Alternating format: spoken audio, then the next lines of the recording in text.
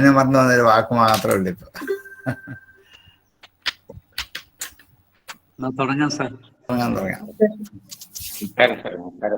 നമസ്കാരം.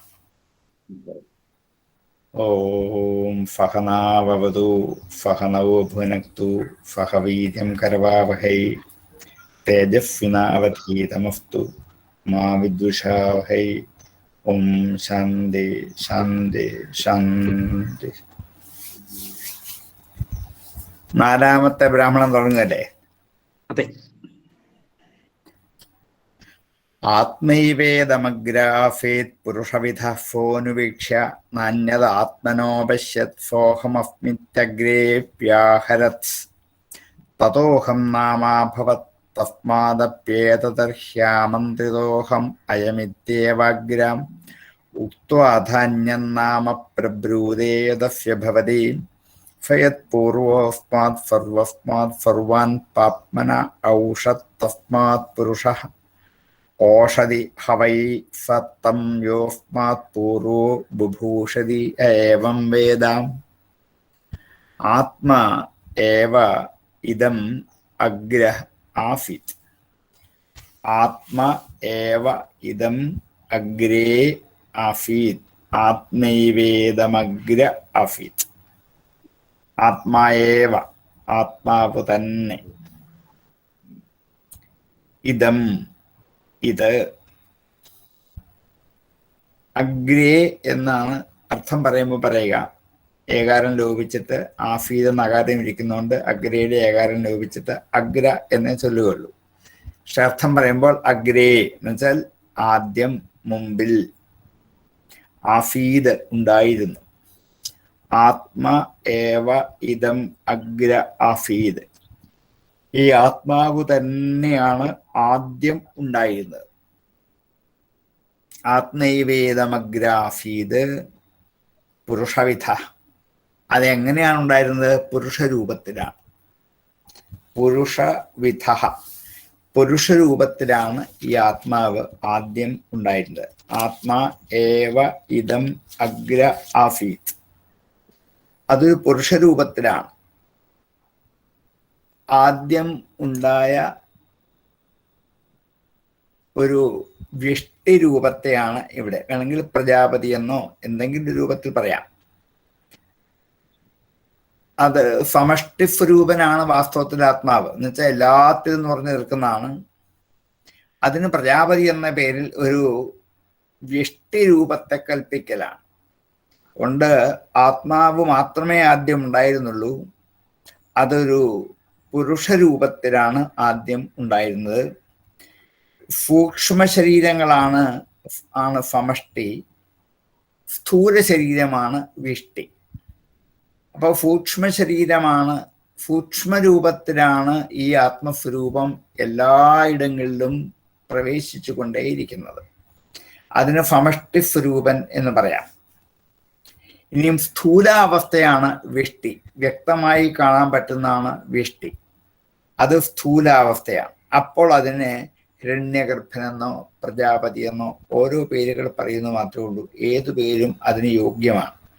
ആ പുരുഷനെ വേണമെങ്കിൽ ആദി പുരുഷനെന്നോ പുരുഷസൂക്തത്തിൽ വർണ്ണിക്കുന്ന പുരുഷനെന്നോ അല്ലെങ്കിൽ ഹിരണ്യഗർഭനെന്നോ എല്ലായിടത്തും നിറഞ്ഞു നിൽക്കുന്ന ഒരു സ്വരൂപമെന്നോ എന്തൊക്കെ പേരിൽ വേണമെങ്കിൽ അതിനെ വിളിക്കാം. അത് വാസ്തവത്തിൽ വിരാട്ട് എന്നും കൂടി അതിനെ വിളിക്കാം. ഏതു പേരിലും വിളിക്കപ്പെടുന്ന ഒരു പുരുഷൻ ആണ്. പുരുഷസ്വരൂപത്തിലാണ് ആത്മാവ് ആദ്യം ഉണ്ടായിരുന്നത്. ആത്മ ഏവേദം അഗ്രേ ആഫീത് പുരുഷവിധ. അങ്ങനെ പുരുഷസ്വരൂപത്തെ, വിരാട് സ്വരൂപനായ പുരുഷസ്വരൂപത്തെ, ഹിരണ്യഗർഭനായ പുരുഷരൂപത്തെ പ്രാപിച്ചപ്പോൾ ഫഹാം അനുവീക്ഷ്യ, അവൻ, അനു എന്ന് വെച്ചാൽ ചുറ്റും, വീക്ഷ നോക്കിയിട്ട്, അനുവീക്ഷ ചുറ്റുമൊന്നു നോക്കി, ന അന്യത് ആത്മനഃ അപശ്യത്. ആത്മനഃ അന്യത് ന അപശ്യത്. തന്നിൽ നിന്നും അന്യമായി ഒന്നും കണ്ടില്ല. ആത്മനഃ പഞ്ചമിയാണ്. തന്നിൽ നിന്നും. ആത്മനഃ അന്യത്, തന്നിൽ നിന്നും മറ്റൊന്ന് ന അപശ്യത്, കണ്ടില്ല. നാല് ദിക്കിലും ഇങ്ങനെ നോക്കിയപ്പോൾ താൻ ഒരാൾ മാത്രമേ ഉള്ളൂ. ബാക്കി ആരെയും ഒന്നിനെയും കാണാനില്ല. ന അന്യതാത്മനോ അപശ്യത. അപ്പോൾ ഫോ അഹം അസ്മി ഇതി അഗ്രേ വ്യാഹരത്. ഫോഹമസ്മിത്യഗ്രേ വ്യാഹരത്. സഹ അവൻ, ആ വിരാട് സ്വരൂപനായ ഹിരണ്യഗർഭൻ, അഹം അസ്മി ഞാൻ ആകുന്നു, ഞാൻ എന്ന് പേരുള്ളവനായി തോന്നിയിരിക്കുന്നു എന്ന് അഗ്രേ ആദ്യം തന്നെ വ്യാഹരത് വ്യവഹരിച്ചു, ഉച്ചരിച്ചു എന്നർത്ഥം. മറ്റൊന്നിനെയും കാണാതായപ്പോൾ ഞാൻ മാത്രമേ ഉള്ളൂ എന്ന് അവൻ ആദ്യം തന്നെ പറഞ്ഞു. ചുറ്റും നോക്കിയിട്ട് ഇവിടെങ്ങും ആരെയും കാണാനില്ല എന്ന് പറയുന്നതിന് പകരം അഹമസ്മി, ഞാനേ ഉള്ളൂ. ഫോ അഹം അസ്മി ഇതി അഗ്രേ, അഗ്രത്തിൽ ആദ്യത്തിൽ വ്യാഹരത് വ്യവഹരിച്ചു. തതോ അനന്തരം അഹം നാമ അഭവത്. അനന്തരം അഹം നാമ ഞാൻ എന്ന പേരുള്ളവനായി അഭവത്തും. അപ്പോൾ ഈ വിരാട് പുരുഷൻ എന്ന ഹിരണ്യഗർഭന് ഞാൻ മാത്രമേ ഉള്ളൂ എന്ന് പറഞ്ഞപ്പോൾ ഞാൻ എന്ന് പേരുള്ളവനായി തോന്നി. അപ്പം ഞാൻ എന്ന പേര് അങ്ങനെയാണ് ആദ്യം ഉണ്ടാകുന്നത് എന്നർത്ഥം. ആ ഞാൻ മാത്രമേ ഉള്ളൂ, അഹം അസ്മി എന്ന് ആദ്യം പറഞ്ഞു. അതിനുശേഷം തനിക്കുള്ള വിശേഷമായ ഒരു പേര് ആദ്യം തന്നെ ഞാൻ ഉണ്ടായിരുന്നതാണ്, ഞാനേ ഉണ്ടായിരുന്നുള്ളൂ എന്നിങ്ങനെ ഞാൻ എന്ന പേരിനെ കൊണ്ട് വ്യവഹരിക്കപ്പെടുന്ന ഒരു സ്വരൂപത്തെ ആദ്യം നമുക്ക് കാണിച്ചു തന്നത് വിരാട് പുരുഷൻ എന്ന ഹിരണ്യഗർഭനാണ്. തതോ അഹം നാമ അഭവത്. തസ്മാത് അപി ഏതഃ ഹി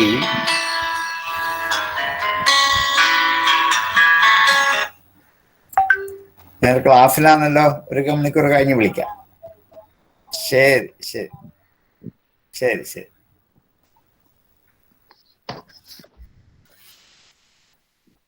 തസ്മാദപി, അപ്പം ഞാൻ ആയി തീർന്നു. അതുകൊണ്ട് തസ്മാത് അപി ഏതർഹി, ഏതർഹി ഇതു തന്നെ. തസ്മാത് അപി ഏതർഹി ആമന്ത്രിതോ അഹം അയം ഇതി ഏവ അഗ്രേ ഉക്ത്വാ അഥ അന്യത് നാമ പ്രബ്രൂതേ യദസ്യ ഭവതി. തസ്മാദപി അതുകൊണ്ട് തന്നെ, ഏതർഹി ഇപ്പോഴും, ഇത് തന്നെ, ഏതർഹി ആമന്ത്രിത ഇപ്പോഴും ഇതുകൊണ്ട് വിളിക്കപ്പെട്ടവനാണ്. ആമന്ത്രിത, ആമന്ത്രണം ചെയ്യുക, വിളിക്കുക. ഏതർഹി ആമന്ത്രിത ഇപ്പോഴും അതുകൊണ്ടു തന്നെ വിളിക്കപ്പെട്ടവനായി.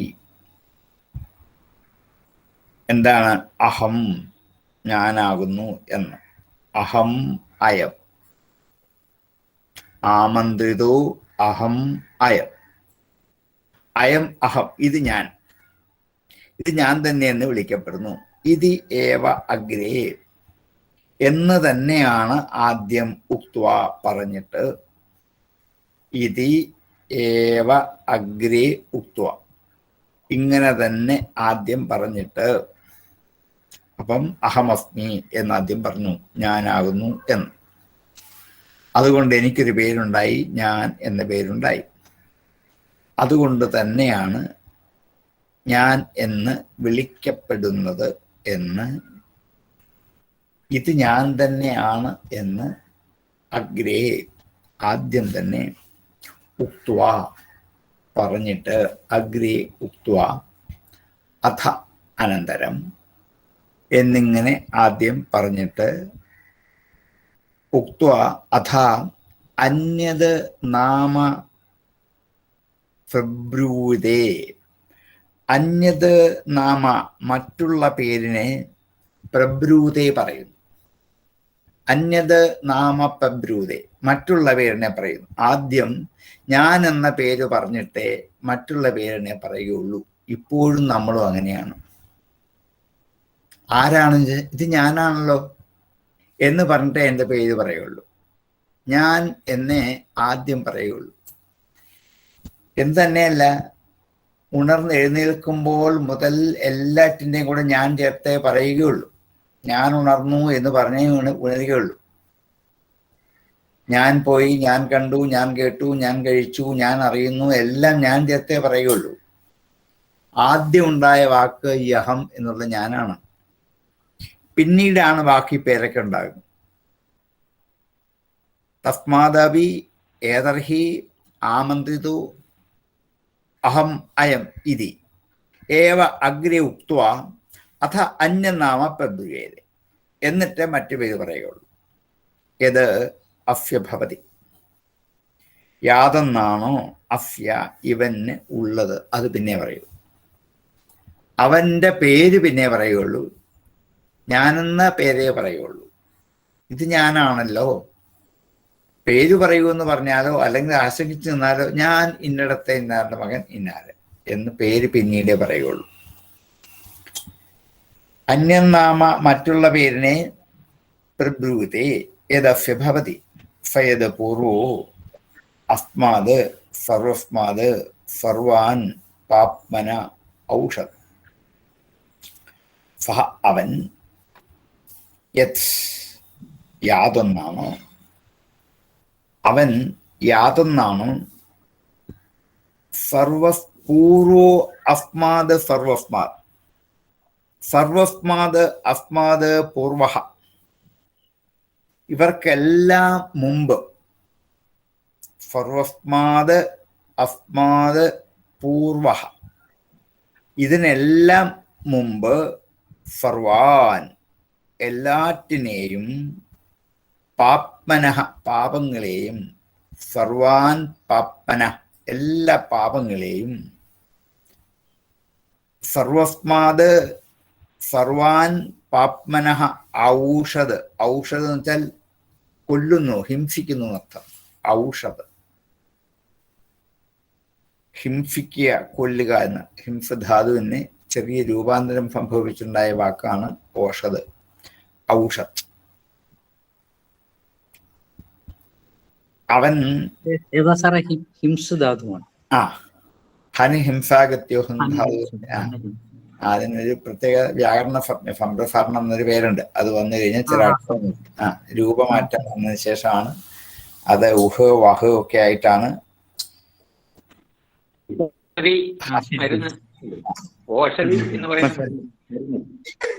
അത് വേറെ. ഇത് പക്ഷെങ്കിൽ ഓഷധ് ഊഢുമാതിരി.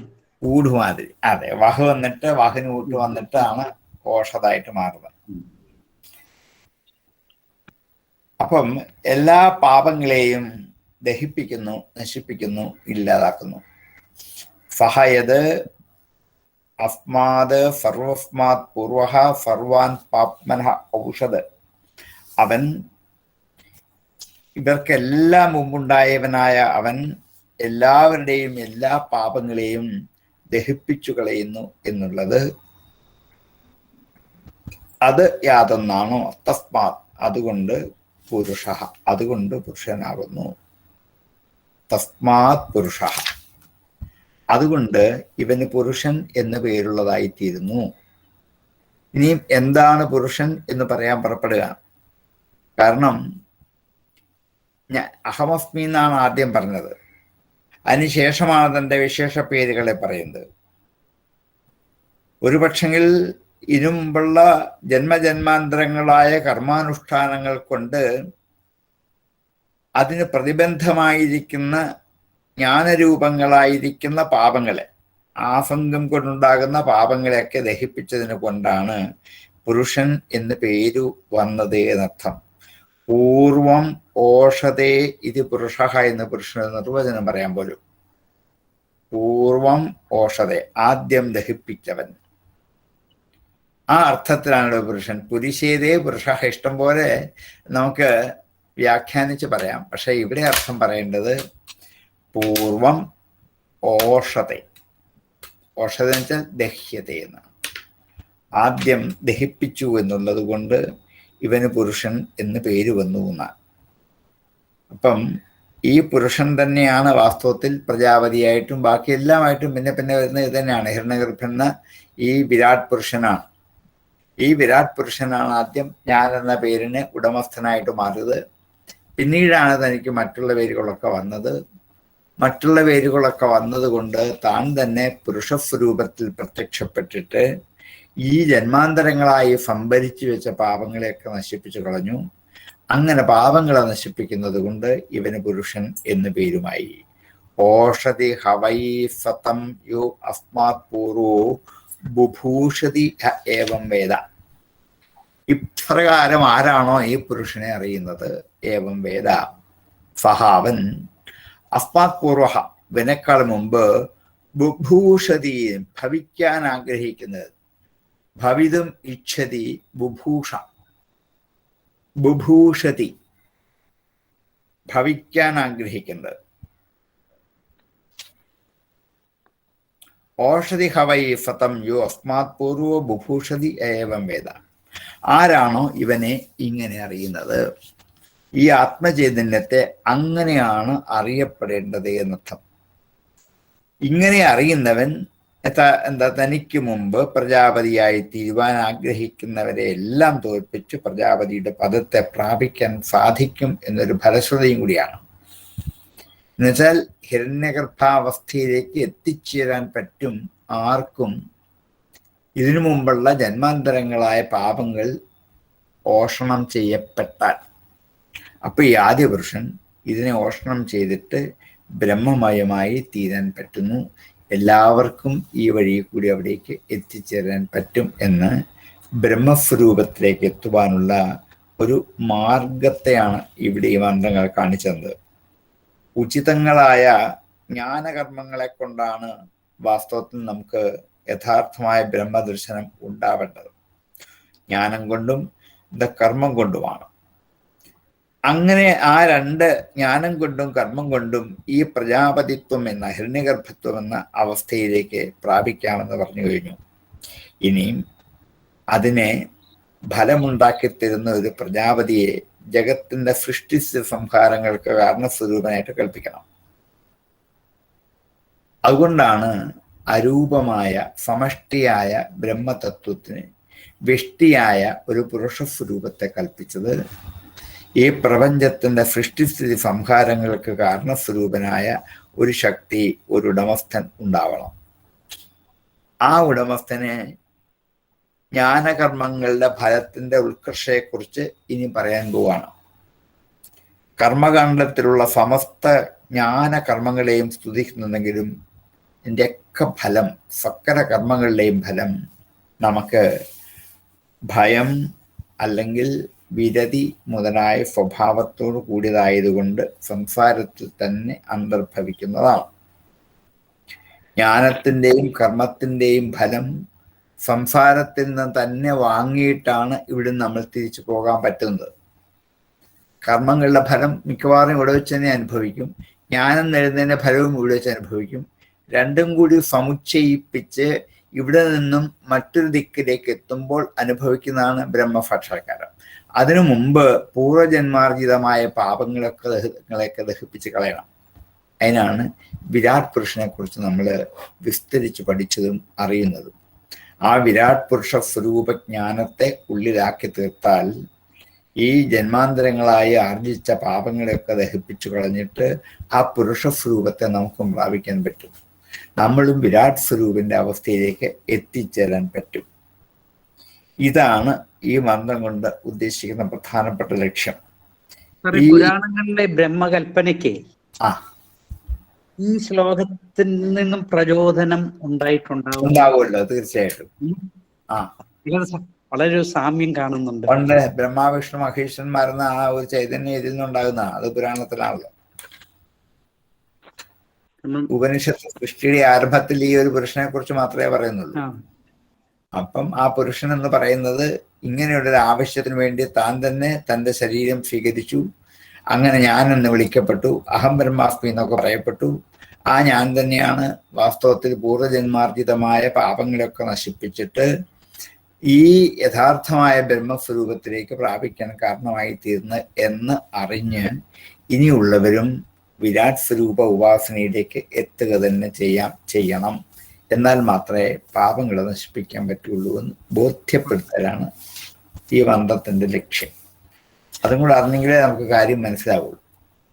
അതെ, കാരണം നമുക്ക് കുറെ കൂടെ പെട്ടെന്ന് ഗ്രഹിക്കത്തക്ക വിധത്തിൽ പുരാണങ്ങളിൽ ഇതിനെ കഥകളാക്കി മാറ്റി കഥകളായിട്ടും രൂപകൽപ്പന ചെയ്തും സമ്പൂർണമായ രൂപത്തിലാക്കിയല്ലോ, ആക്കി തന്നു. അതാണ് സമഷ്ടിയായിരുന്നതിനെ വ്യഷ്ടിയാക്കി ഭവിപ്പിച്ചു. അതിൽ നിന്നുമാണ് പിന്നീട് ബാക്കി വ്യഷ്ടി രൂപങ്ങളൊക്കെ ഉണ്ടാകുന്നത്. ഇതിൽ അന്തർലീനമായിട്ടുള്ള ആശയമാണ്. അതെ, അതിന്റെ ആദ്യത്തെ ബീജാവാപ ഇവിടെയാണ്. അതൊന്ന് കാണിക്കാനാണ് ഈ മന്ത്രം ഇങ്ങനെ തന്നെ നമ്മുടെ മുമ്പിൽ ആവിഷ്കരിച്ചത്. അതും കൂടെ ചതുശ്ലോകി ഭാഗവതത്തിന്റെ ആദ്യത്തെ ഭാഗം വരുന്നില്ല ഇതിനകത്ത്? ഏതാ? ചതുശ്ലോകി ഭാഗവതത്തിന്റെ ആരംഭത്തിൽ ഇത് പോലെ ആദ്യത്തെ ശ്ലോകത്തിൽ ഇതാ പറയാ. ഇത് തന്നെയല്ലേ അതും അർത്ഥം? അതന്നെ. പുരുഷേ വേദമഗ്രാഫീത്, പുരുഷൻ മാത്രമേ ആദ്യം ഉണ്ടായിരുന്നുള്ളൂ. വേദത്തിലെ ഒരു മന്ത്രം തന്നെയാണ്, അത് കോട്ട് ചെയ്തുകൊണ്ടാണ് അതിൻ്റെ അത് ആരംഭിക്കുന്നത്. കഴിഞ്ഞ ദിവസം ബ്രഹ്മസൂത്രത്തിന്റെ ഭാഷ്യത്തിലും ഇത് കോട്ട് ചെയ്തിട്ടുണ്ടായിരുന്നു. അതിനകത്തിലെ ചാന്തോഗ്യവും ബൃഹദാരണ്യവും പിന്നെ മുണ്ടകവും അതിനകത്തിലൊക്കെ ഇത് വരുന്നുണ്ടല്ലോ. അതിൽ വ്യാഖ്യാനത്തിൽ അതൊക്കെ വരും, വന്നിട്ടുണ്ടായിരുന്നു. അപ്പൊ ഇപ്പൊ പഠിപ്പിക്കുന്ന എല്ലാം തമ്മിൽ കണക്റ്റഡ് ആണ് അല്ലേ, എല്ലാ വിഷയങ്ങളും. ആത്മൈവേദമഗ്രാഫേത് പുരുഷവിധ ഫോനുവീക്ഷ്യ നാന്യദാത്മനോപശ്യത് ഫോഹമസ്മിത്യഗ്രേ വ്യാഹരത് തതോഹം നാമാഭവത് തസ്മാദപ്യേതർഹ്യാമന്ത്രിതോഹമയമിത്യേവാഗ്ര ഉക്ത്വാ അധാന്യന്നാമ പ്രബ്രൂതേ യദസ്യ ഭവതി ഫയത് പൂർവസ്മാത് സർവാൻ പാപ്മന ഔഷധ തസ്മാത് പുരുഷഃ ഓഷധിഹ വൈ ഫതം യോസ്മാത് പൂർവോ ബുഭൂഷതി ഏവം വേദ. ആത്മൈവേദമഗ്ര ആസീത് പുരുഷവിധാം ഫോനുവീക്ഷ്യ നാന്യദാത്മനോപശ്യത് ഫോഹമസ്മിത്യഗ്രേ വ്യാഹരത് തതോഹം നാമാഭവത് തസ്മാദപ്യേതർഹി ആമന്ത്രിതോ അഹമയമിത്യേവാഗ്ര ഉക്ത്വാധ അന്യന്നാമ പ്രബ്രൂതേ യദസ്യ ഭവതി ഫയത് പൂർവസ്മാത് സർവാൻ പാപ്മന ഔഷധ തസ്മാത് പുരുഷഃ ഓഷധിഹ വൈ ഫതം യോസ്മാത് പൂർവോ ബുഭൂഷതി ഏവം വേദ.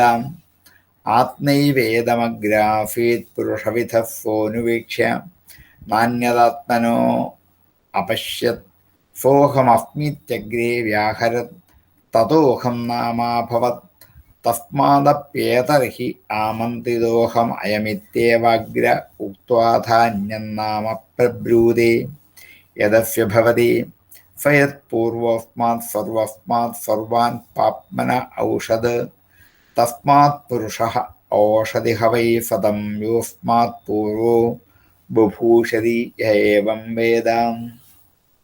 ആയില്ലേ? കിട്ടിയില്ലേ?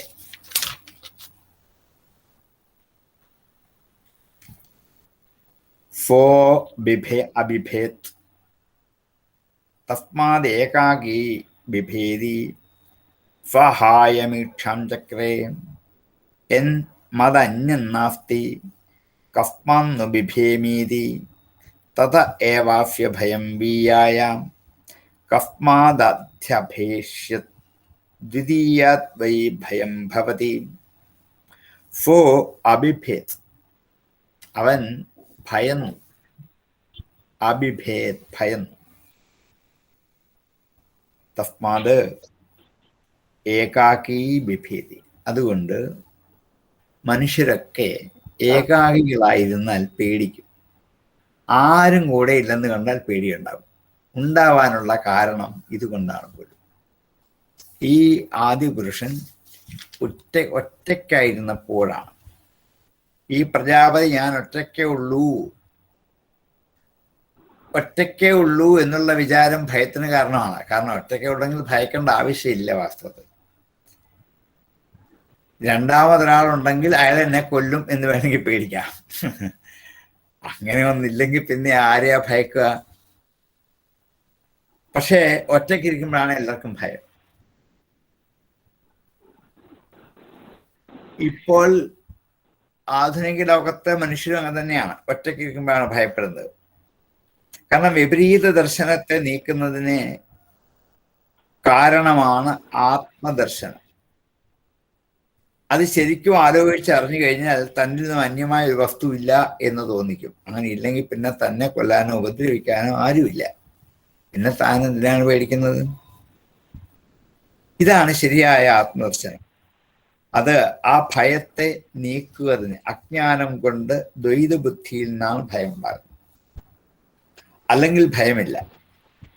അപ്പൊ ജ്ഞാനം കൊണ്ട് ദ്വൈത ബുദ്ധി മാറി അദ്വൈതത്തെത്തിയാൽ, അജ്ഞാനം നശിച്ചാൽ, ദ്വൈത ബുദ്ധി പോയാൽ അതിൽ നിന്നുമുണ്ടായ ഭയവും നഷ്ടപ്പെടും എന്നർത്ഥം.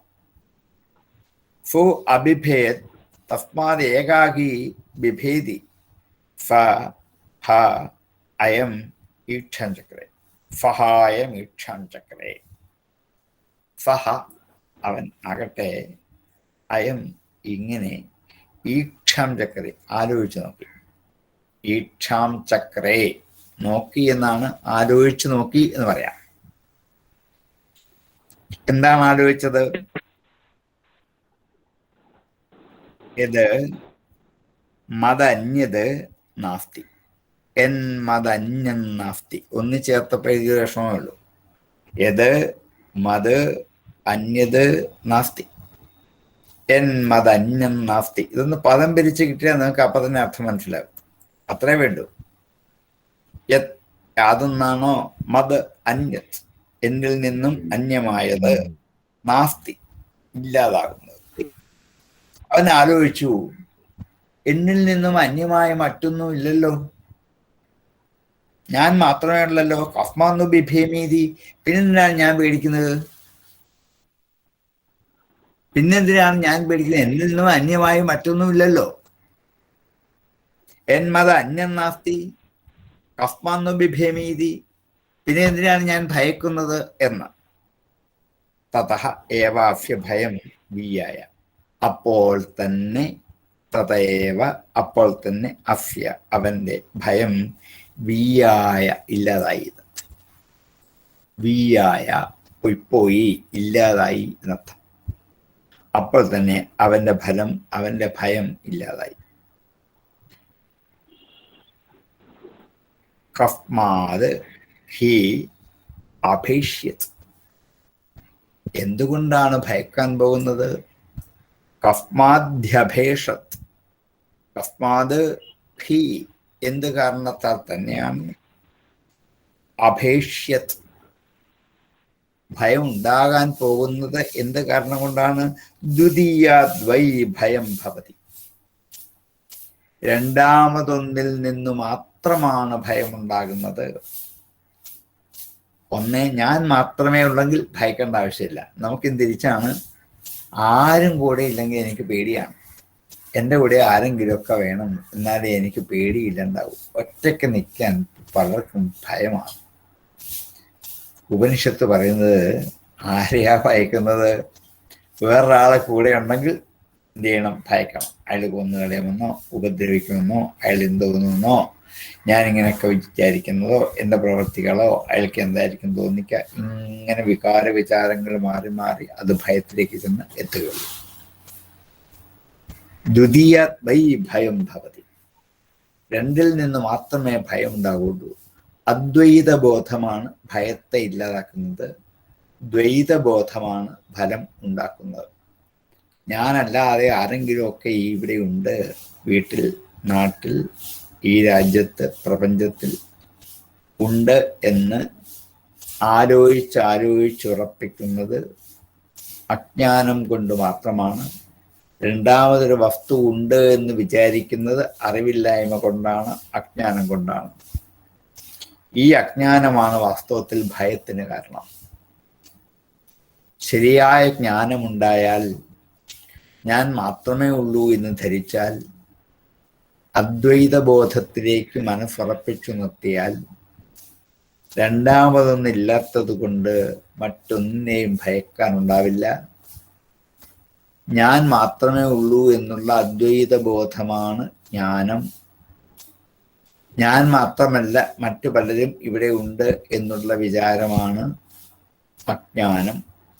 അജ്ഞാനത്തെ മാറ്റി ജ്ഞാനത്തെ ഉറപ്പിച്ചെടുത്താൽ ആരും ആരിൽ നിന്നും ഭയക്കേണ്ടതില്ല. രണ്ടാമതൊന്നിൽ നിന്ന് മാത്രമേ ഭയം ഉണ്ടാവുകയുള്ളൂ എന്ന് ഭയത്തിൻ്റെ കാരണം ഈ ആദ്യ പുരുഷൻ തന്നെ നമ്മെ ബോധ്യപ്പെടുത്തി. ആദ്യം അദ്ദേഹവും ഭയന്നു, നമ്മളെപ്പോലെ തന്നെ. ഇവിടെ ആരുമില്ലല്ലോ, ഞാൻ മാത്രമേ ഉള്ളൂ, എനിക്ക് പേടിയാണ്. എന്നിട്ട് അദ്ദേഹം തന്നെ വീണ്ടും ചിന്തിച്ചു, ആലോചിച്ചു നോക്കി, എന്നിൽ നിന്നും വേറെ ആരും ഇവിടെ ഇല്ലെങ്കിൽ പിന്നെ ഞാൻ ആരെയാ ഭയക്കേണ്ടത്? അതുകൊണ്ട് എൻ്റെ ഭയത്തെ ഞാൻ ഇല്ലാതാക്കുന്നു എന്ന് സ്വയം വിചാരിച്ചു. ഭയത്തെ ഇല്ലാതാക്കി. എന്തിൽ നിന്നാണ് ഭയക്കുന്നത്? രണ്ടിൽ നിന്ന് മാത്രമേ ഭയം ഉണ്ടാവുകയുള്ളൂ എന്ന് ഭയകാരണം കണ്ടെത്തി ജ്ഞാനം കൊണ്ട് അത് മാറ്റിയെടുക്കാൻ ശ്രമിച്ചു. ഫോ ബിഭേത് തസ്മാദേകാകീ ബിഭേതി.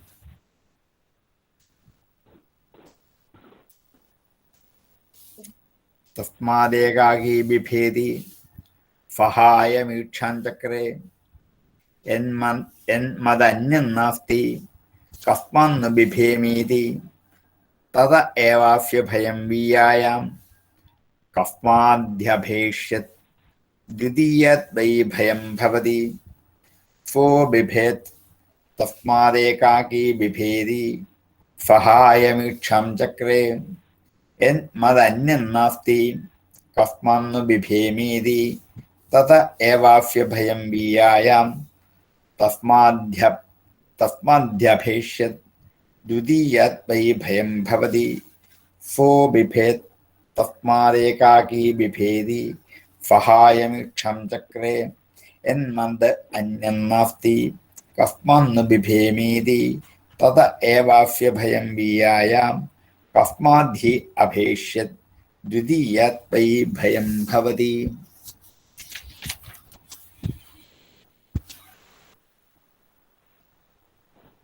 സ വൈ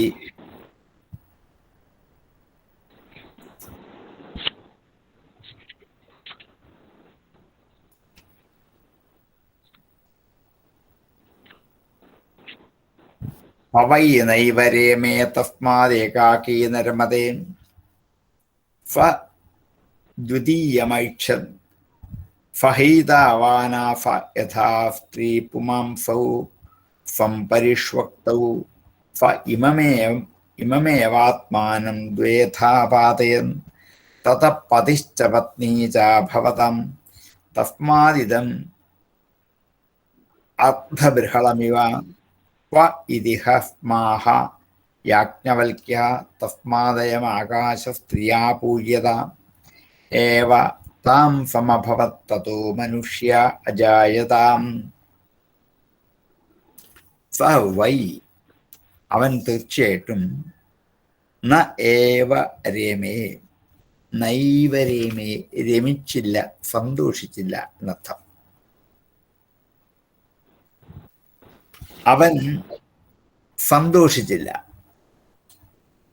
ഒറ്റയ്ക്ക് ആയിപ്പോയി, ഒറ്റപ്പെട്ടു, ഭയമില്ലാതായി.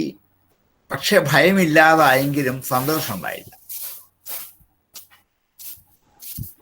സ്വവൈ നൈവരേമേ തസ്മാത് അതുകൊണ്ട് ഏകാകീ നരമതെ ഒറ്റയ്ക്കിരുന്നാൽ സന്തോഷിക്കാൻ പറ്റില്ലല്ലോ. സന്തോഷിക്കണമെങ്കിൽ മറ്റൊരു വസ്തുവും കൂടി വേണം. ദുഃഖവും സന്തോഷവും അങ്ങനെയാണ്. ദുഃഖം ഉണ്ടാക്കണമെങ്കിൽ മറ്റൊരു വസ്തു, മറ്റൊരു വ്യക്തി, മറ്റൊരു ചിന്ത, മറ്റൊരു വ്യാപാരം, എന്തെങ്കിലും ഒന്നിൽ നിന്നാണ് ദുഃഖവും സന്തോഷവും ഉണ്ടാകുന്നത്. മറ്റൊന്നും ഇല്ലാത്ത സ്ഥിതിക്ക് എനിക്ക് ദുഃഖിക്കാനും പറ്റില്ല, സന്തോഷിക്കാനും പറ്റില്ല. ഈ ആദ്യ പുരുഷന് സന്തോഷിച്ചാൽ കൊള്ളാം എന്ന് ആഗ്രഹമുണ്ടായി. ഏകാക്കി നരമതേ, ഏകാക്കിയായിരിക്കുന്ന ഒരാൾക്ക് എങ്ങനെ രമിക്കാൻ പറ്റും? മറ്റൊരാൾ കൂടി വേണ്ടേ? ദ്വിതീയം ഐച്ഛത്, അവൻ രണ്ടാമതൊരാളെ ആഗ്രഹിച്ചു. എന്തിനു വേണ്ടി? രമിക്കാൻ വേണ്ടി. അവൻ ദ്വിതീയം ഐച്ഛത്, രണ്ടാമതൊന്നിനെ ഇച്ഛിച്ചു. ഹൈ തൗ ആവൗ തൗ ആവാൻ ആഫ, അവൻ രണ്ടാമതൊന്ന് ആകാൻ ആഗ്രഹിച്ചിട്ട് എങ്ങനെയായിത്തീർന്നു? യഥാ സ്ത്രീ പുമാംസൗ സംപരിഷ്വക്തൗ, സ്ത്രീ പുമാംസൗ, സ്ത്രീയും പുരുഷനുമായി തീർന്ന്, സംപരിഷ്വക്തൗ, പരസ്പരം ചേർന്നിരിക്കുന്നവരായി, പരസ്പരം ആലിംഗനം ചെയ്യുന്നവരായി, സംപരിഷ്വക്തന്മാരായി സ്ത്രീ പുമാന്മാർ ഏതാവാൻ ആഫ, ഹൈ താവാൻ ആഫ, ഫഹൈ താവാൻ ആഫ. താവാൻ അത്രയും, അത്രത്തോളം നൃത്തം, അത്രയും പരിണാമമുള്ളവനായി ഭവിച്ചു. ഫഹൈ താവാൻ ആഫ യഥാ സ്ത്രീ പുമാംസു, ഒരാൾ തന്നെ സ്ത്രീയായിട്ടും പുരുഷനായും പരിണമിച്ചു, മാറ്റമുണ്ടായി. എന്നിട്ട് പരസ്പരം സമ്പർക്തവും കൂടിച്ചേർന്നവരായി. ഇമമേവ ആത്മാനം ദ്വേഥ അപാതയത്, ഈ ആത്മാവിനെ തന്നെ രണ്ടാക്കി അപാതയത് പതിപ്പിച്ചു, കൽപ്പിച്ചു എന്നർത്ഥം. വീഴിച്ചു എന്നേക്കാൾ കൽപ്പിച്ചു. തൻ്റെ ആത്മസ്വരൂപത്തെ താൻ രണ്ടായി കൽപ്പിച്ചു. ഒരു ഭാഗത്തെ പൗരുഷമായും മറ്റു ഭാഗത്തെ സ്ത്രീത്വമായും സ്വയമേവ കൽപ്പിച്ചു. രണ്ടാമതൊരു വസ്തുവിൽ നിന്ന് മാത്രമേ തനിക്ക് ഭൗതികമായ ആനന്ദം അനുഭവിക്കാൻ പറ്റുകയുള്ളൂ. താൻ ഇപ്പോൾ ഒരു പുരുഷസ്വരൂപത്തെ പ്രാപിച്ചു നിൽക്കുന്നത് കൊണ്ട് തനിക്ക് ഭൗതികമായ ആനന്ദ അനുഭവം ആവശ്യമാണെന്ന് കണ്ടപ്പോൾ വ്യഷ്ടിസ്വരൂപനായ പുരുഷൻ എനിക്കൊരാൾ കൂടെ ഉണ്ടായിരുന്നെങ്കിൽ കൊള്ളാമെന്ന് ആഗ്രഹിച്ചു. ആ ഇച്ഛയുടെ പരിണതഫലമായി താൻ തന്നെ രണ്ടായി തീർന്നു. തൻ്റെ തന്നെ ഒരു ഭാഗം പുരുഷനും ഒരു ഭാഗം സ്ത്രീയുമായി പരിണമിച്ചു ആയിത്തീർന്നു. താവാനാഫ യഥാ സ്ത്രീപുമാംസോ സംപരിഷ്തു, ഇമമേവ ആത്മാനം ദ്വേഥാപാതേ. തതഃ അനന്തരം പതിശ്ച പത്നീച അഭവത, അനന്തരം പതിയും പത്നിയുമായി അഭവതാം ഭവിച്ചു, പതിപത്നിമാരായി ഭവിച്ചു. രണ്ടും ഒരാള് തന്നെയാണ്. ഒരാളുടെ രണ്ടു ഭാവത്തെയാണ് ഒന്ന് പതിയെന്നും മറ്റേത് പത്നി എന്നും വിളിച്ചതെന്ന് മാത്രമേ ഉള്ളൂ. കാരണം ഒറ്റയ്ക്കിരിക്കുമ്പോൾ സന്തോഷം തോന്നാത്തത് കൊണ്ടാണ് രണ്ടാമത് കൂട്ടിനൊരു ആൾ വേണമെന്ന് ആഗ്രഹിച്ചു. താൻ തന്നെ തനിക്ക് പറ്റാത്തതുകൊണ്ട് തന്നിൽ നിന്നും വ്യതിരിക്തനായ ഒരാളെ വേണമെന്ന് ആഗ്രഹിച്ചു. അങ്ങനെ പുരുഷത്വനും വ്യതിരിക്തനായ സ്ത്രീത്വം എന്നുള്ളൊരു ഭാവത്തെ അവന്റെ ഉള്ളിൽ തന്നെ ഉണ്ടായിരുന്നു. അതിനെ പുറത്തെടുത്തു, രണ്ടാക്കി കാണിച്ചു, പരസ്പരം ആലിംഗനം ചെയ്തു, സ്ത്രീ പുരുഷന്മാരുടെ പരിണാമത്തോടു കൂടിയവനായി അങ്ങനെ സംഭവിച്ചു. അങ്ങനെ ഈ ശരീരത്തെ രണ്ടായിട്ട് അവൻ ഭാഗിച്ചു. ഒരു ഭാഗം പത്നിയും ഒരു ഭാഗം പതിയുമായി തീർന്നു. അതുകൊണ്ട് അർത്ഥഭാഗം പോലെയാണ് പതിപത്നിമാർ. പകുതി ഭാഗം സ്ത്രീയാൽ പൂർത്തിക്കുന്നതാണ് പുരുഷന്റെ പകുതി ഭാഗം നർത്ഥം. അങ്ങനെ പുംസ്ത്രീ സംഗമം കൊണ്ട് പതിശ്ച പത്നീച ഭവതം തസ്മാത് ഇതം അർത്ഥബൃഹളമിവ.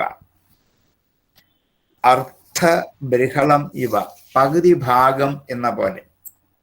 അർത്ഥബൃഹളം പകുതി ഭാഗം, പകുതി ഭാഗം എന്നതുപോലെ. സ്വ ഇതിഹ മാഹ യാജ്ഞവൽക്യ, താൻ തന്നെ രണ്ടു ഭാഗമായി തീർന്നും എന്ന് അർത്ഥഭാഗം പോലെയാണെന്ന് യാജ്ഞവൽക്യനും പറഞ്ഞിട്ടുണ്ട്. അപ്പൊ തന്റെ തന്നെ ഒരു ഭാഗം പുരുഷനും ഒരു ഭാഗം സ്ത്രീയുമായി തൻ്റെ ഉള്ളിലുള്ള സമസ്ത അവയവങ്ങളിലും നാഡിഞരമ്പുകളിലും രണ്ടു വിധത്തിലുള്ള ഭാവങ്ങളും ഭാവനകളും ഒളിഞ്ഞു കിടപ്പുണ്ട്. ഒന്ന് സ്ത്രൈണമായ ശക്തിയും മറ്റേത് പൗരുഷമായ വീര്യവുമാണ്. ഇത് രണ്ടും എല്ലാ വ്യഷ്ടികളിലും ഉണ്ട്. ഈ ആദ്യത്തെ വ്യഷ്ടിസ്വരൂപനായ ഈ ഹിരണ്യഗർഭൻ എന്ന ഈ വിരാട് സ്വരൂപനും തൻ്റെ ഉള്ളിലുണ്ടായിരുന്ന രണ്ടു ഭാവത്തെ പതുക്കെ തിരിച്ചറിയാൻ സാധിച്ചു. കാരണം തനിക്ക് ഒരാളുമായി രമിക്കണം, തനിക്ക് സന്തോഷിക്കാൻ ഒരാൾ കൂടെ വേണം എന്ന് ആഗ്രഹിച്ചപ്പോൾ തൻ്റെ ഉള്ളിൽ തന്നെയുള്ള ഒരു ഭാവത്തെ താൻ രണ്ടാക്കി മാറ്റിയെടുത്തിട്ട് അവയെ കൂട്ടിച്ചേർത്തുകൊണ്ട് പരസ്പരം ആനന്ദം അനുഭവിച്ചു. അർത്ഥബൃഹളമിവ സ്വൈതിഹ സ്മ ആഹ യാജ്ഞവൽക്യ. യാജ്ഞവൽക്യൻ ഇത് തന്നെയാണ് എന്ന് ഇതി എന്നിങ്ങനെ ഹ സ്മ ആഹ ആഹ സ്മ എന്ന് പറഞ്ഞു യാജ്ഞവൽക്യൻ. തസ്മാത് അയം ആകാശ സ്ത്രീയാ പൂജ്യദേവ താം സമഭവത് തതോ മനുഷ്യാഹ അജായന്ത. തസ്മാത് ആകാശ സ്ത്രീയാ പൂജ്യദേവ. തസ്മാത് അതുകൊണ്ട് ആകാശ, ആകാശം എന്ന് വെച്ചുമ്പോൾ എന്താണ്, ഇല്ലാത്ത ശൂന്യമായ ഒരു ഭാവത്തെയാണ് ആകാശം എന്ന് വിളിക്കുന്നത്. അത് സ്ത്രീയാൽ പൂജിപ്പിക്കപ്പെടും. തൻ്റെ ഉള്ളിലുണ്ടായിരുന്ന ശൂന്യമായൊരു ഭാവത്തെ സ്ത്രീശക്തി കൊണ്ട് പൂരിപ്പിക്കപ്പെട്ടു. അങ്ങനെയാണ് താം അവളെ സമഭവത്, അവളോട് സംഗമിച്ചു. അതിൽ നിന്നും സമഭവത് തതോ മനുഷ്യാഹ അജായന്ത, അങ്ങനെയാണ് മനുഷ്യരുണ്ടായത്. ഇപ്പം മനുഷ്യ സൃഷ്ടിയുടെ ഉപനിഷത്തിന്റെ ഒരു കാഴ്ചപ്പാട് അവതരിപ്പിച്ചത്. പുരാണം ഈ കാഴ്ചപ്പാടിനെ കുറച്ചുകൂടെ വിസ്തരിച്ച് കഥാസ്വരൂപത്തിലാക്കി ഉപബിംഹണം ചെയ്ത് അവതരിപ്പിച്ചു എന്ന് മാത്രമേ ഉള്ളൂ. മൂലഭാവം ഇത് തന്നെയാണ്. അതിനെ കുറച്ചുകൂടി കഥാസാമഗ്രികൾ ചേർത്ത് പുരാണങ്ങളും ഇതിഹാസങ്ങളും വിപുലപ്പെടുത്തിയത് മാത്രമേ ഉള്ളൂ. അതുകൊണ്ട് ആത്മാനന്ദം അനുഭവിക്കാൻ വേണ്ടി താൻ തന്നെ, തൻ്റെ ഉള്ളിലുള്ള ആനന്ദത്തെ സ്വയം അനുഭവിക്കാൻ വേണ്ടി താൻ തന്നെ രണ്ടായി. അത് പുംസ്ത്രീഭാവത്തിലാണ് അറിയപ്പെട്ടത്. ആ പുംസ്ത്രീഭാവങ്ങൾ പരസ്പരം പതിപത്നിമാരായി കൂടിച്ചേർന്നു. അങ്ങനെ കൂടിച്ചേർന്നപ്പോൾ അവയിൽ നിന്നും ആകാശസ്വരൂപമായ ശൂന്യമായ ഒരു സ്ഥലം തൻ്റെ ഉള്ളിലുണ്ടായിരുന്നത് സ്ത്രീയാൽ പൂരിപ്പിക്കപ്പെട്ടു. സ്ത്രീ പുരുഷനെ പൂർത്തീകരിക്കുന്ന ശക്തിയാണ്. പുരുഷനെ പൂർണ്ണനാക്കുന്ന ശക്തിയാണ് സ്ത്രീ. അതുകൊണ്ടാണ് തസ്മാത് അയം ആകാശ സ്ത്രീയാ പൂജ്യദേവ, ഈ ആകാശഭാഗം സ്ത്രീയാൽ പൂരിപ്പിക്കപ്പെട്ടു. എന്നിട്ട് താം അവളെ സമഭവത് അനുഭവിച്ചു, സംഗമിച്ചു. തതോ മനുഷ്യാഹ അജായന്ത, അങ്ങനെ മനുഷ്യന്മാർ ഭൂമിയിൽ ഉണ്ടായി എന്ന് മനുഷ്യ സൃഷ്ടിയുടെ ഉൽപ്പത്തിക്ക് ലളിതമായൊരു ഉപായം കണ്ടുപിടിച്ചതാണ് ഉപനിഷത്ത്. സ്വവൈ നൈവരേമേ തസ്മാദേകാകീ നരമതേ സദ്വിതീയമൈച്ഛത് ഹൈ താവാനാസാം യഥാ സ്ത്രീ പുമാംസോ സംപരിഷ്വക്തൗ സ ഇമമേവാത്മാനം ദ്വേഥാ പാതയൻ തതപതിശ്ച പത്നീ ച ഭവതം തസ്മാദിദം അർത്ഥബൃഹളമിവ സ്വ ഇതിഹ സ്മാഹ യാജ്ഞവൽക്യാം. തസ്മാദയമാകാശ സ്ത്രീയാ പൂജ്യദേവാം താം സമഭവത് തതോ മനുഷ്യാഃ അജായന്താം. സ വൈ നൈവരേമേ തസ്മാദേകാകീ നരമതേ സദ്വിതീയമൈച്ഛത് സഹൈതാവാനാസ യഥാ സ്ത്രീ പുമാംസൗ സംപരിഷ്വക്തൗ സ ഇമമേവമാത്മാനം ദ്വേധാ പാതയൻ തത പതിശ്ച പത്നീ ച ഭവതം തസ്മാദിദം അർത്ഥബൃഹളമിവ സ്വ ഇതിഹസ്മാഹയജ്ഞവൽക്യ തസ്മാദയമാകാശസ്ത്രിയാ പൂജ്യദേവ താം സമഭവത്തതോ മനുഷ്യാഃ അജായന്താം സവൈ നൈവ രേമേ തസ്മാദേകാകീ നരമതേ സദ്വിതീയമൈച്ഛൻ സഹൈതാവാനാസ യഥാ സ്ത്രീ പുമാംസോ സംപരിഷ്വക്തൗ സ ഇമമേവമാത്മാനം ദ്വേധാപാതയൻ തതഃ പതിശ്ച പത്നീ ച ഭവതം തസ്മാദിദം അർത്ഥബൃഹളമിവ സ്വ ഇതിഹസ്മാഹയജ്ഞവൽക്യ തസ്മാദയമാകാശസ്ത്രിയാ പൂജ്യദേവ താം സമഭവൻ തതോ മനുഷ്യാഃ അജായന്താം എന്നിങ്ങനെ മനുഷ്യ സൃഷ്ടിയെക്കുറിച്ച് പറഞ്ഞു. അതനുസരിച്ചുള്ള ബാക്കി സൃഷ്ടി പ്രക്രിയകളെയാണ് അടുത്ത മന്ത്രത്തിൽ പറയുന്നത്. അത് നീണ്ടൊരു മന്ത്രമാണ്, ഇന്ന് എടുത്താലും തീരില്ല. നമുക്ക് അടുത്ത ദിവസത്തേക്ക് അത് മാറ്റിവെക്കാം. ആർക്കെങ്കിലും സംശയങ്ങളുണ്ടെങ്കിൽ ചോദിക്കാം, അല്ലെങ്കിൽ നമുക്ക് ഇന്ന് ഉപസംഹരിക്കാം. സാറേ ഒരു സംശയം ചോദിക്കട്ടെ? ചോദിക്കാം. ഈ ആത്മാവിനെ തന്നെ രമിക്കുക എന്ന് പറയുമല്ലോ, ആത്മാവിൽ രമിക്കുക. അതിപ്പോ ഈ രണ്ട് ശക്തികളെ ബാഹ്യമാക്കാതെ ഇത് ഉള്ളിൽ തന്നെ വെച്ചുകൊണ്ട് രമിക്കുന്നതാണോ? അത് ആത്മാവിൽ രമിക്കുക, അതായത് ജീവശക്തി ആണോ? താൻ തന്നെ തന്റെ ഉള്ളിലുള്ള ശക്തി കൊണ്ട് സ്വയം രമിക്കുക, അത് ആത്മാരാമത്വം. പക്ഷെ ഇവിടെ ഇപ്പൊ വർണ്ണിക്കുന്ന സൃഷ്ടി പ്രക്രിയയെ കുറിച്ചാണ്. ഈ സൃഷ്ടി പ്രക്രിയ കഴിഞ്ഞിട്ട് ഈ രണ്ടായി തീർന്ന വസ്തു ഒന്നായി തീർന്നതിന് ശേഷമേ ആത്മാരാമത്വം അനുഭവിക്കുള്ളൂ. അതെ, ഇതിപ്പം നമുക്ക് എങ്ങനെയാണ് പ്രപഞ്ചത്തിന്റെ സൃഷ്ടിഭാഗം എന്ന് കാണിക്കാൻ വേണ്ടിയിട്ട് താൻ രണ്ടായിട്ട് ഭൗതികമായ ആനന്ദാനുഭവത്തിന് വേണ്ടി രണ്ടായി സൃഷ്ടി പ്രക്രിയയെല്ലാം നയിച്ചു കഴിയുമ്പോൾ സൃഷ്ടിച്ച വസ്തുക്കളെല്ലാം അവസാനം ഒന്നായി തീരുമ്പോൾ അപ്പോൾ അനുഭവിക്കുന്ന ആത്മാനന്ദാനുഭൂതിയാണ് ആത്മാരാമത്വം. ഇപ്പോഴല്ല, ഇത് സൃഷ്ടിഭാഗത്തെ കുറിച്ച് മാത്രമാണ്. സാറേ, ഈ സൃഷ്ടി പ്രക്രിയയുടെ ആശയമായിരിക്കുമല്ലോ നമ്മുടെ പുരാണങ്ങളും അതോടൊപ്പം തന്നെ മറ്റ് ഇസങ്ങളും ഒക്കെ കടമെടുത്തത് എന്ന് തോന്നിപ്പോകുന്നു. അതെ, ആശയം ഇത് നേരത്തെ അതിനെ ഉപബൃംഹണം ചെയ്താണ് ഇതിഹാസം ചെയ്തത്.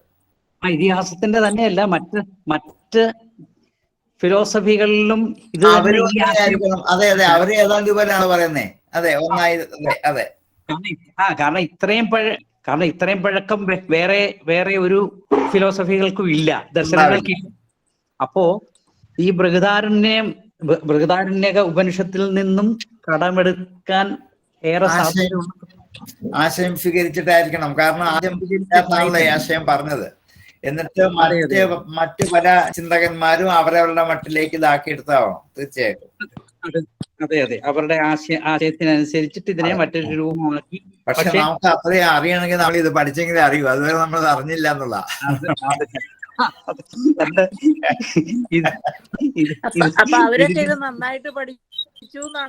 തീർച്ചയായിട്ടും അവർ ഈ ആശയം, അല്ലെങ്കിൽ സമാന ചിന്താഗതിക്കാരായിരിക്കണം അവരൊക്കെ ഋഷിമാരായിരിക്കണം. അല്ല, തീർച്ചയായിട്ടും പഠിച്ചിട്ടുണ്ടാവും. കാരണം അന്ന് ഇത് കേവലം ഭാരതീയരുടെ മാത്രം ഒരു അല്ലല്ല, വേദങ്ങൾ ഭാരതത്തിന് വേണ്ടി മാത്രമല്ല, ലോകത്തിന് വേണ്ടി മാത്രമാണ്. വേദത്തിൽ എപ്പോഴും പറയുന്നത് ലോകത്തെ മാത്രമാണ്, ഭാരതത്തെ കുറിച്ച് മാത്രമല്ല. അപ്പൊ എല്ലാരും, കാരണം മറ്റു സംസ്കാരങ്ങളെ പ്രതിനിധീകരിച്ചാണോ സാറേ ശിവന്റെ ഇകാരം കൂടെ ചേർന്നെങ്കിൽ ശിവന് പൂർണ്ണത്വം വരുത്തുള്ളൂ എന്ന് പറയുന്നത്? അതെ, ശിവശക്തികളുടെ സമ്മേളനം പിന്നീട് അങ്ങനെയാണ് ഉണ്ടായത്. ഉണ്ടെങ്കിൽ ശിവന്റെ പൂർണ്ണത്വം വരുന്നുള്ളൂ. ഒരാളിൽ തന്നെയാണ് രണ്ട്. അതാണ് അർത്ഥബൃഹളം എന്ന് പറയുന്നത്. പകുതി ഭാഗം, അർത്ഥം പകുതി, ബൃഹളം ഭാഗം. അപ്പം ആ കൺസെപ്റ്റ് ഇവിടെയാണ് ആദ്യമായിട്ട് ഉണ്ടായത്. മെഡിക്കൽ സയൻസിലാണല്ലോ ഒരു പുരുഷനിൽ രണ്ടു തരത്തിലുള്ള ബീജസ്വഭാവം ഉണ്ട്. പുംസ്ത്രീ ഭാവങ്ങൾ പുരുഷനിൽ തന്നെയുണ്ട് എന്ന് അവരും കണ്ടുപിടിച്ചു വെച്ചിട്ടുണ്ട്. കാരണം അത്രമാത്രം ഉൾക്കാഴ്ചയോടുകൂടി കണ്ടതിന് ശേഷമാണല്ലോ ഇത് ഉപനിഷത്തിൽ തീർച്ചയായിട്ടും വന്നിരിക്കുന്നത്. അത്രേ ഉള്ളു അല്ല പറയില്ലോ. അത്രയും ചിന്തിച്ചതിന് ശേഷം തപസ് എന്ന് വെച്ചാൽ ചിന്തിക്കാണ്. ഇത്രയും ചിന്തിച്ചതിന് ശേഷമേ പറയാൻ പറ്റുള്ളൂ. അപ്പൊ ആ സത്യം അവർ കണ്ടുപിടിച്ചതിന് മറ്റുള്ളവർ കടമെടുത്തു. അത്രേ ഉള്ളൂ. അവിടെ ഇതൊന്ന് സ്വീകരിച്ചത് മാത്രമേ ഉള്ളൂ. പക്ഷെ നമ്മളിതൊക്കെ അറിയാൻ ഒത്തിരി വൈകിയെന്ന് മാത്രമേ ഉള്ളൂ. അവരിതൊക്കെ നേരത്തെ അറിഞ്ഞു കഴിഞ്ഞു. നമ്മുടെ കയ്യിലുള്ളതല്ല നമ്മൾ ഈ പറഞ്ഞുകൊണ്ടിരിക്കുന്നത്, വെളിയിൽ നിന്ന് കിട്ടുന്നതല്ല അറിയുന്നത്. ഇപ്പോഴും ആരറിയുന്നുണ്ട്? അതാണ് ആരും അറിയുന്നില്ല. ഇങ്ങനൊരു സംഭവം ഇത്രയും പുരാതനമായിട്ട് നമ്മുടെ ഉപനിഷത്തുകളിൽ വളരെ വ്യക്തമായിട്ട് പറഞ്ഞിരുന്നു എന്ന് ആർക്കും അറിയില്ലല്ലോ. ആർക്കും അറിയത്തില്ല. അതെ. നമ്മളിപ്പോ ഇത്രയും വിസ്തരിച്ച് പഠിച്ചപ്പോഴാണ് നമുക്കത് മനസ്സിലാകുന്നത്. അത് ഇവിടെ തന്നെ ഇപ്പൊ എത്ര പേരുണ്ട്? അതെ എത്ര പേരുണ്ട്. അതെ, ഇത്രയും ബുദ്ധിമുട്ടി സാർ ഓൺലൈനിൽ പഠിപ്പിക്കാനായിട്ട് ഉണ്ടായിട്ടും എത്ര പേരുണ്ട്? അല്ല, ഇതെല്ലാം പഠിച്ചിട്ട് ബാക്കി അധികം പ്രസിദ്ധി വരരുതെന്ന് വിചാരിച്ചിട്ട് അതിനെ ഇല്ലാണ്ടാക്കിയതാണോ അറിയില്ലല്ലോ. ഒതുക്കി വെച്ചതായിരിക്കും ആരും അറിയുന്നില്ല. അങ്ങനെ അല്ല, അത് പിൽക്കാലത്തെ സമ്പ്രദായത്തില് അല്ല, ഭാരതത്തെ കടന്നാക്രമിച്ചവരൊക്കെ ചെയ്തു അത് തന്നെയാണല്ലോ. അവർക്ക് രാഷ്ട്രീയ ഭൂമി പിടിച്ചടക്കണമെന്ന് മാത്രമായിരുന്നില്ല, സംസ്കാരത്തെ കൂടി മാറ്റിയെങ്കിലേ പറ്റൂ എന്ന് അവർക്ക് നന്നായിട്ട് അറിയാമായിരുന്നു. അതെ, സംസ്കാരത്തെ ഇല്ലാതാക്കുക എന്നുള്ളതായിരുന്നു അതിലെ ഏറ്റവും വലിയൊരു അജണ്ട. ഭാഗമായിട്ടാണ് ഇതൊക്കെ നമ്മിൽ നിന്ന് എത്രയോ കാലങ്ങളായിട്ട് അകറ്റി മാറ്റി നിർത്തിയിരുന്നു. വേദങ്ങളിലും പലതും നഷ്ടപ്പെട്ട് കുറച്ചല്ലേ ഉള്ളൂ, അതല്ലേ ഇപ്പൊ പ്രചരിച്ചുകൊണ്ടിരിക്കുന്നത്. അത്രേ ഉള്ളൂ. അത് തന്നെ പോയതിൽ നമുക്ക് ഭാഗ്യം കിട്ടുന്നത്. നമ്മുടെ ഭാഗ്യം കൊണ്ട് ഇത്രയെങ്കിലും നമുക്ക് കിട്ടി. അതൊക്കെ നമ്മളിപ്പോ കുറെയൊക്കെ നോക്കാൻ പറ്റുന്നു എന്നുള്ളൊരു ഭാഗ്യമാണ്. അത്രേ ഉള്ളൂ. ഒരു വല്ലാത്ത ഭാഗ്യം തന്നെ. അറിയേണ്ടത് അറിഞ്ഞിട്ട് പോകാൻ പറ്റിയാൽ അയ്യോ, തീർച്ചയായിട്ടും സർ. സങ്കടം വരില്ലല്ലോ. ഒരു പൊരിയകത്ത് കിടക്കുമല്ലോ. അതെ, പോകുന്നതിന് മുമ്പ് ഇതൊക്കെ അറിഞ്ഞിട്ട് പോകാൻ പറ്റുക എന്ന് പറയുന്ന ഒരു ഭാഗ്യമാണ്. എന്തായാലും അത് ഈ ഭാരതഭൂമിയിൽ ജനിച്ചിട്ടു. അതെ. അതിന്റെ മഹാത്മ്യം ശരിക്കും അറിയാൻ പറ്റാതെ പോകുന്നത്. ഇതൊക്കെ നമ്മൾ അടച്ചു സൂക്ഷിച്ചു വെച്ചിരുന്നതല്ലേ ഉള്ളൂ എത്രയോ കാലങ്ങൾ. പുറത്തേക്ക് എടുത്തിരുന്നില്ല. അപ്പൊ എടുത്തവരാരും ഇങ്ങനെ വിസ്തരിച്ചു ഇതിനെ വ്യാഖ്യാനിച്ചുമില്ല. അങ്ങനെയും പറ്റി. അല്ല, ഇപ്പോഴും ഇതിനെ പുറത്തോട്ട് കൊണ്ടുവന്ന് ഇതിനെ എന്താ പറയുക, ഒരു മാസിലെത്തിക്കണം എന്ന് ഉള്ള ഒരു ചിന്താഗതി നമ്മളിൽ ഉണ്ടായിട്ടില്ല എന്നുള്ളതാണ്. അല്ലെങ്കിൽ അതിന് ഒരു പ്രചോദനം എങ്കിൽ നിന്നും വരുന്നില്ല എന്നുള്ളതാണ്. പുരാണത്തിലായപ്പോഴും പേര് കൊടുത്തു, മനുവെന്നും ശതരൂപെന്നും ഒക്കെ. അത് പറയാൻ പോകുന്നുണ്ട്. അടുത്ത മതത്തിൽ അതാ പറയാൻ പോകുന്നത്. മനു ശതരൂപ എന്ന് പേരിലാക്കിയിട്ടാണെന്ന് അടുത്ത പറയുന്നത്. അതെ, ഇനി അടുത്ത 2-3 മന്ത്രങ്ങളിൽ അതാ പറയാൻ പറഞ്ഞു. അതെ, കാരണം ഞാൻ തന്നെയാണല്ലോ മനുവും ശതരൂപയുമായത്.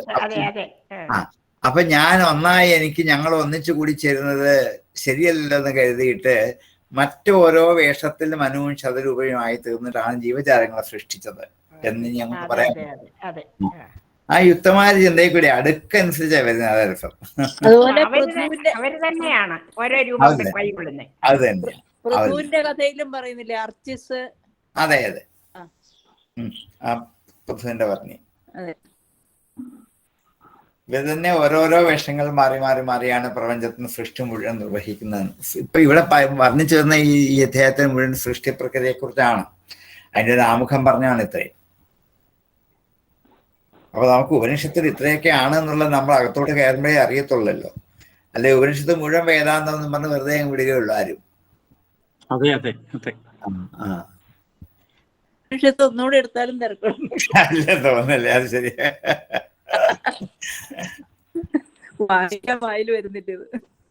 അത് വായിക്കാൻ പറ്റില്ല. ഞാൻ 2-3 പ്രാവശ്യം പദം പിരിച്ചു, അല്ലാതെയും വായിച്ചു നോക്കുന്നുണ്ട്. ഇല്ലില്ല, അത്ര എളുപ്പമല്ല. പുരാണം പോലെ അല്ല, അങ്ങനെ നമുക്ക് കിട്ടിയരികയില്ല.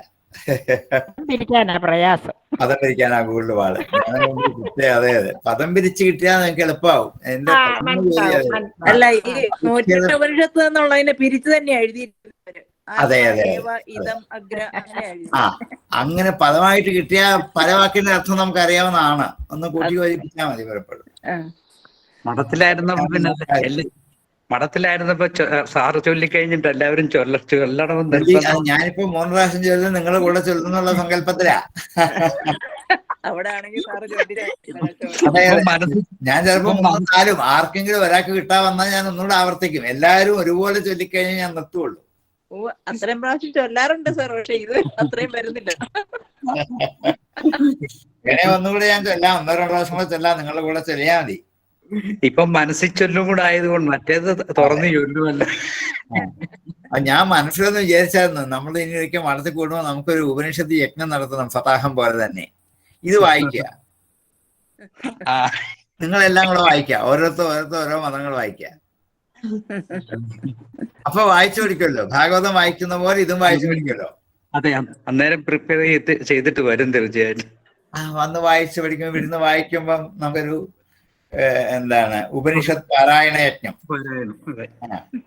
ഓരോ ഉപനിഷത്ത് പാരായണം ചെയ്യുക, എന്നിട്ട് വേണമെങ്കിൽ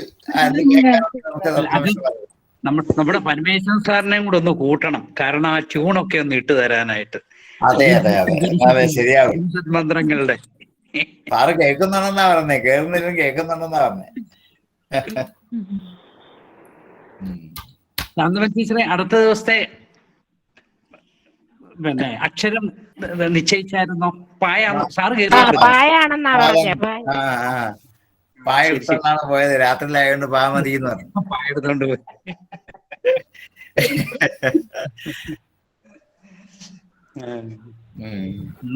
നമുക്ക് ബാക്കി നമുക്ക് നാളെയാണ്.